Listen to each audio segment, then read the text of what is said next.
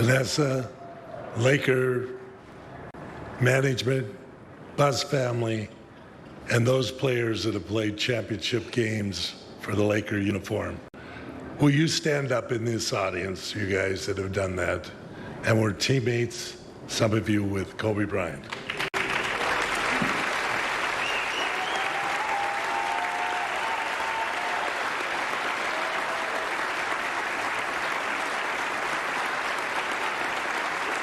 Thank you.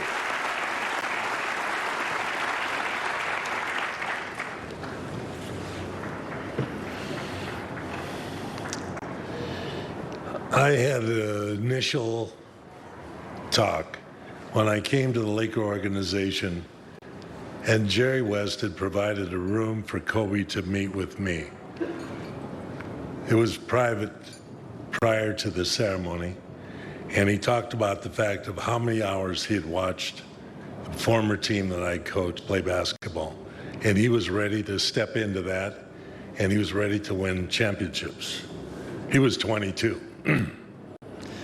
Now, I have twin boys that are exactly a year younger than he is, 21. And being a father that has semi-delinquent children, I knew that this guy was much more serious than the children I was raising. He was very serious about this game. We struggled. Toby and I struggled a lot the first year. It was, I will tell you, like looking at Michael Jordan and Come Fly With Me or whatever that video was. He had everything, all the markings, the way he posed, the way he held himself. It was almost amazing. And there were times I would pull him to the sideline and say, don't try to take over this game. It's not time. Don't try to take over this game. But he was dying to do so, and he was ready to do so. I arranged a meeting between Michael and Kobe to give him a little impression of how to handle being in a restricted basketball system that relied on passing the ball to available teammates and wanting to go one-on-one with this guy in front of you. So I arranged, we had a little meeting in the cigar room and off the bar downstairs, and Michael and I were sitting there, and Kobe walked in after a shower and the press and whatnot, and he sat down and he said, Michael, I can take you one-on-one.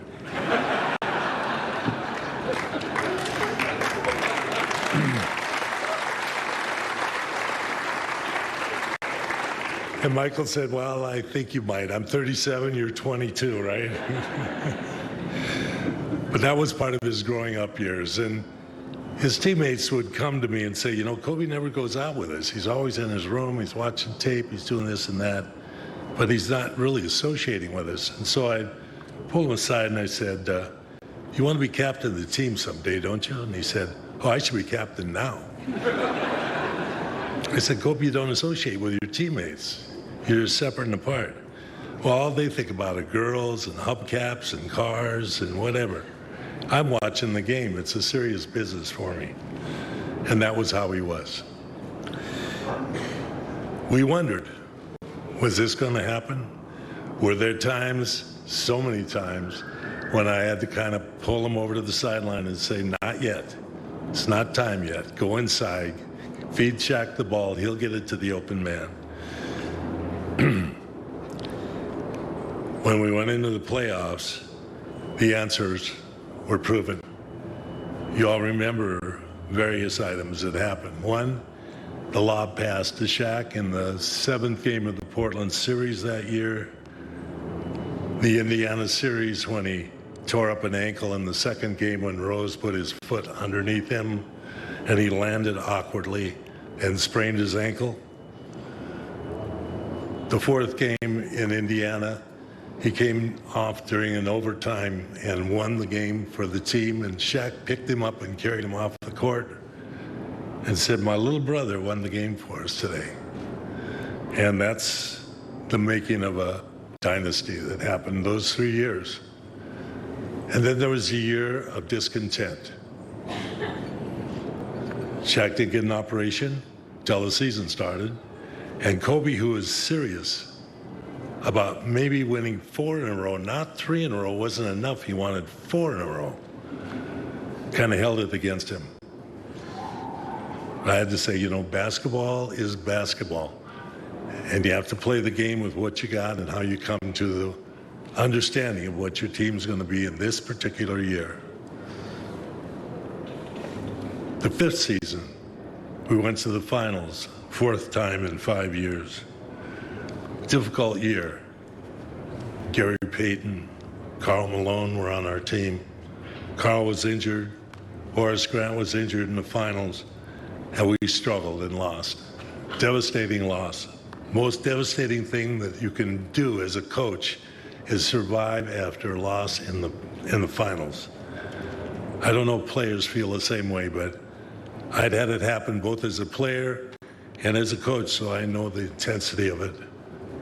Coming back from a sabbatical, that's what I call it, to take the reins of the Laker team over again, Kobe and I worked out a pact. This time, let's cooperate and collaborate. And that we did. We collaborated on how we're going to get a center, Pau Gasol, to fill the gap.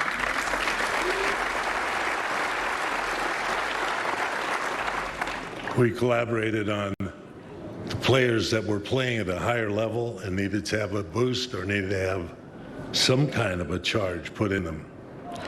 Over the years, I've given him books on leadership. Winnie the Pooh in leadership. That's right. And the Tao of leadership. And Kobe absorbed them, and that initial feeling of how much better am I than my teammates would always kind of survive and surface and come to the edge. I don't know if you remember this, but he scored 50 points inside of 3 quarters one time against Dallas. I benched him in the 4th quarter. A lot of fans didn't appreciate that, but we were up by 25, 30 points, and I said, no, that's enough. We're going to win this game, and we're going to save some motion for another game on another night. But the night he got 81, we needed all those points.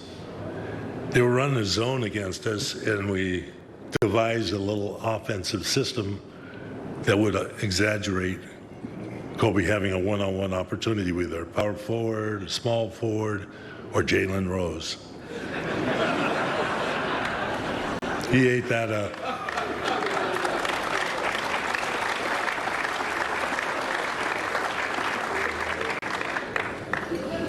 There are 2 things that made me proud of Kobe and who he was.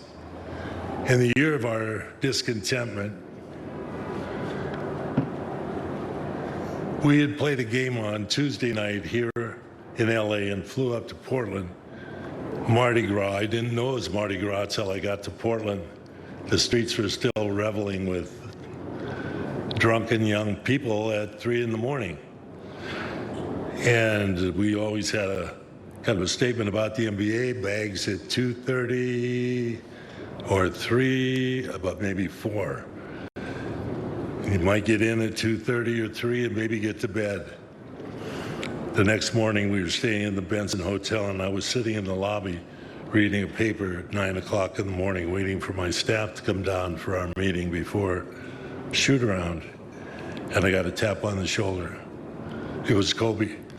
He'd been to Mass, he had ashes on his forehead, and I knew he was working on himself. Important. The 7th game of the playoffs against the Boston Celtics in 2010, Kobe was having a horrible game. He ended up being 6 for 24 that night. And we kept saying to Kobe, stay inside the system, don't go out on your own. Keep it moving, keep the ball moving, hit the open man, make the motion that we have to go through.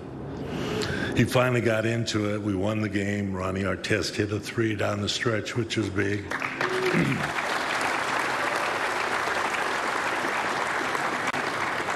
Sasha capped it off with a couple of free throws that were down the stretch.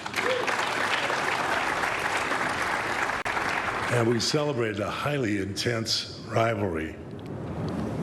Jay Leno had invited the team to go on a Tonight Show, and about 7 or 8 of them came on the Tonight Show, and some of them were in the front, some were sitting in the back on chairs. And as Jay Leno was trying to make humor, he said, who's this guy that was always in a uniform, or never in a uniform, always dressed, that's sitting behind you right there? And Kobe said, don't make fun of Adam Morrison. He's one of our teammates. He puts in the work. He may not get to dress, but he puts in the work and he's part of our team. And then I knew that's when I was the proudest of Kobe. Try to boast at what I look like. Keep them down, try to wear, I pull up long range. Jimmy with the heat, I'm on fire. It's NBA, it's too far.